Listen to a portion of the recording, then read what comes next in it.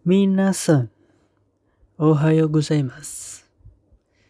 Carl Heisenberg, karakter villain yang muncul di Resident Evil Village, sekaligus menjadi bos terakhir yang kita lawan sebelum berhadapan langsung dengan Miranda.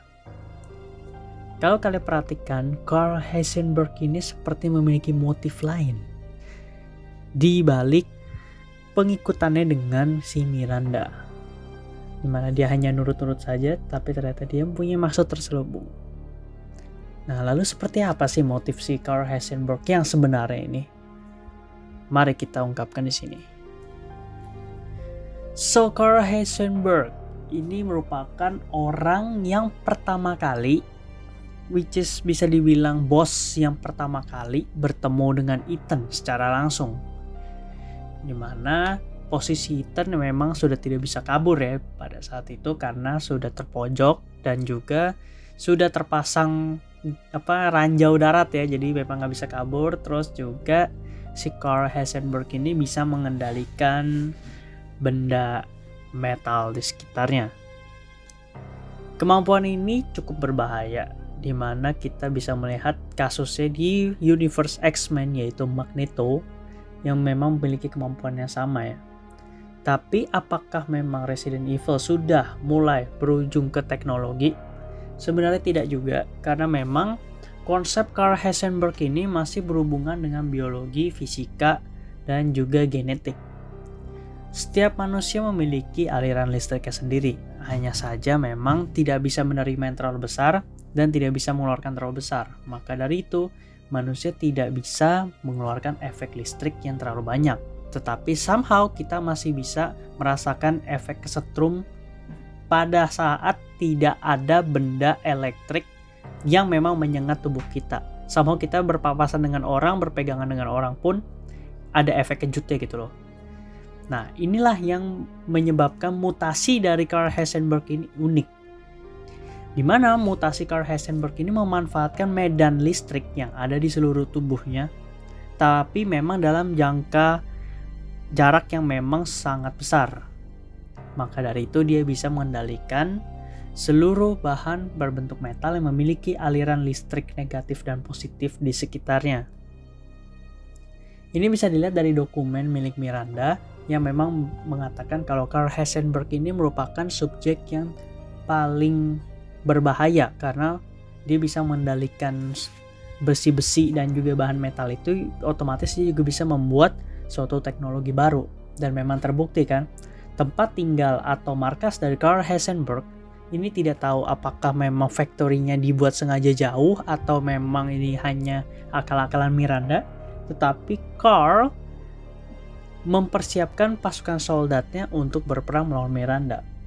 Jadi pada saat Ethan masuk ke factory, kita kan ditawari dua pilihan oleh si Carl Heisenberg, yaitu kita bisa melawan dia seperti melawan 3 bos lainnya sebelumnya, atau kita bekerja sama menyelamatkan Ross lalu menggunakan Ross untuk mengalahkan Miranda. Berdua, Ethan dan Heisenberg. Apakah itu bisa dipercaya? Jujur, gue melihat dari cara Heisenberg berbicara dan dalam berperilaku, dia memang bisa dipercaya. Karena memang tujuan dari si Carl Heisenberg juga untuk keluar dari keluarga itu kan, yaitu untuk mengalahkan Miranda itu sendiri atau membunuh Miranda secara langsung. Maka dari itu, karena mutasinya itu memang tidak kuat dan pasukan soldatnya pun dia yakin akan kalah, dia meminta bantuan kepada Ethan untuk meminjam Rose sebagai senjata. Tetapi memang pada dasarnya si Ethan udah kalang kabut, udah pikirannya udah gak bisa berpikir terlalu jauh, jadi yang dipikirin yaitu menyatukan Rose kan, karena kan 4 flags itu kan masih belum menyatu secara sempurna untuk menjadi Rose kembali. Apakah Ethan bisa disalahkan? Tidak, karena Ethan kan adalah ayah dari Rose itu sendiri ya. Sedangkan Carl memang posisinya dia tidak memiliki keluarga seperti Ethan, jadi dia bisa berpikir lebih jauh akan apa yang harus dilakukan. Maka dari itu dia meminta kepada Ethan untuk meminjam Rose. Lalu apa yang akan mereka lakukan?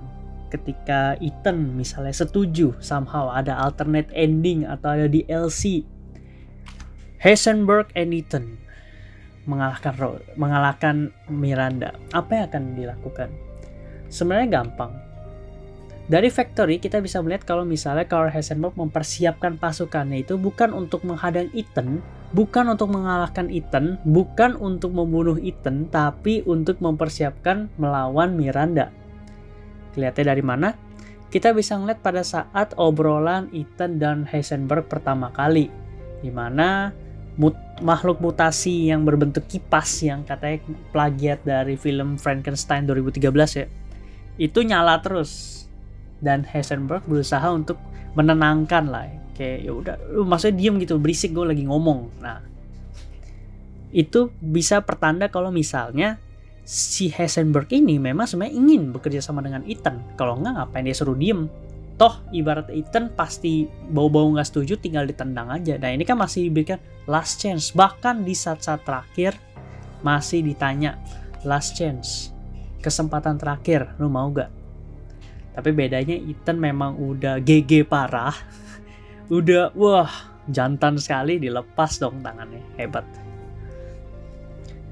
Nah, apa keunggulan mutasi Heisenberg dibandingkan mutasi yang lain? Jawabannya simple. Mutasi Heisenberg ini bisa mengalahkan anomali biologi.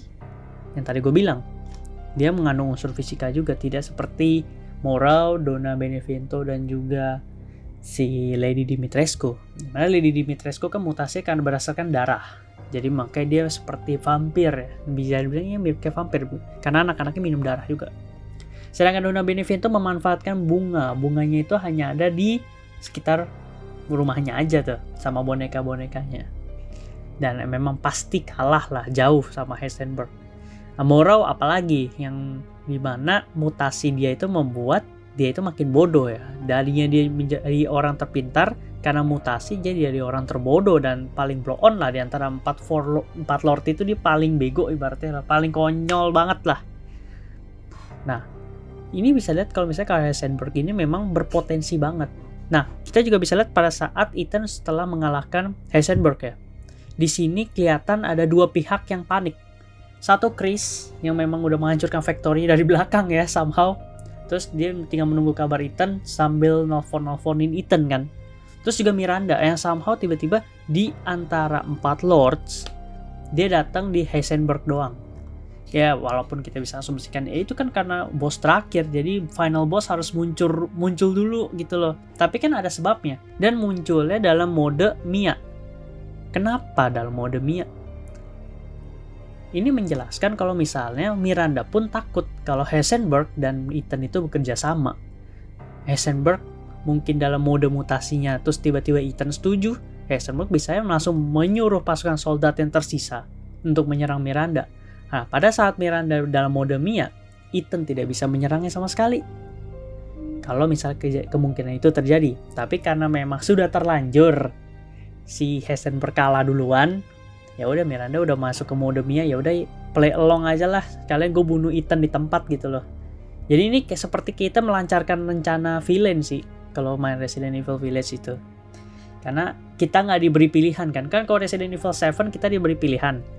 Kita mau suntikan yang serum D itu ke Zoe atau ke Mia. Kalau ke Mia happy ending, ke Zoe sad ending.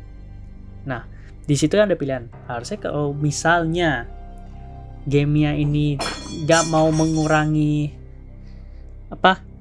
3D render atau tidak ada masalah bug di ARI Engine, bisa tuh dibuat alternate ending.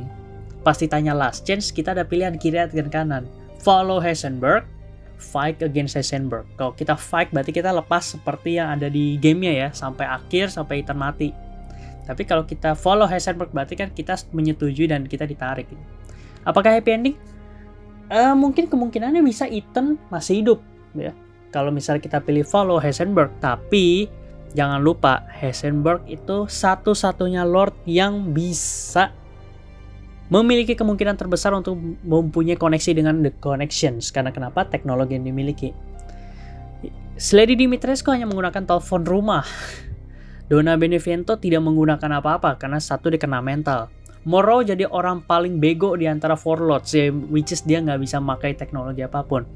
Sedangkan Karl Heisenberg kemampuan otaknya masih normal, dan juga dia bisa mengendalikan teknologi barang metal, ya which is dia bisa membuat mesin-mesin itu. Buktinya dia bisa membuat mutasi seperti Frankenstein 2013 yang monster yang baling-baling. Nah, bisa juga kalau misalkan Ethan dan Heisenberg bekerja sama, pasukan soldat yang tersisa itu berarti memiliki tingkat efisiensi tertinggi karena berhasil mengalahkan Miranda dan dijual ke pasar gelap.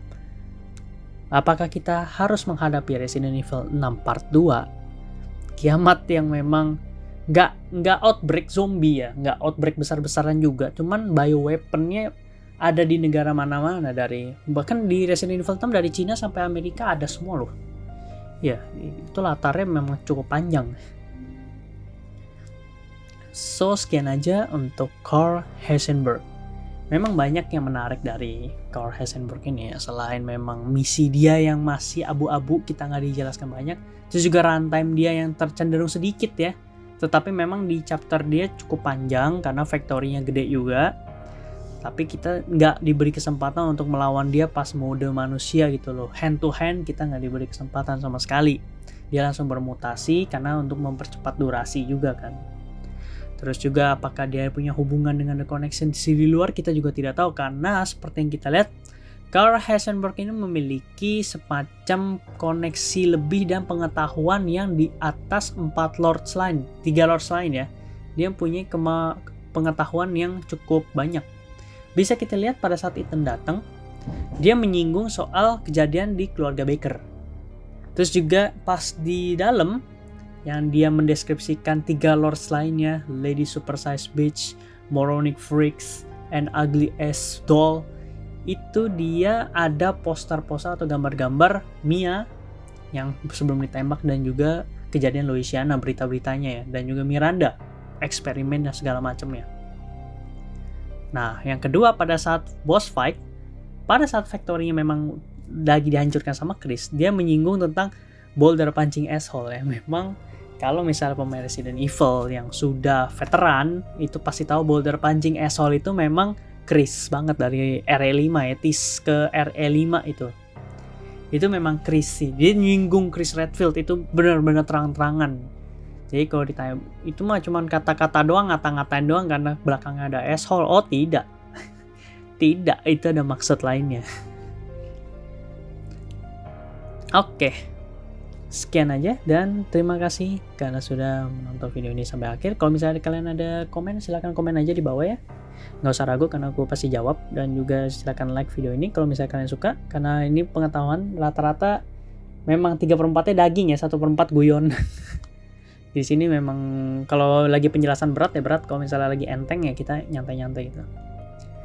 Oke, sampai jumpa di video pembahasan selanjutnya. Goodbye guys.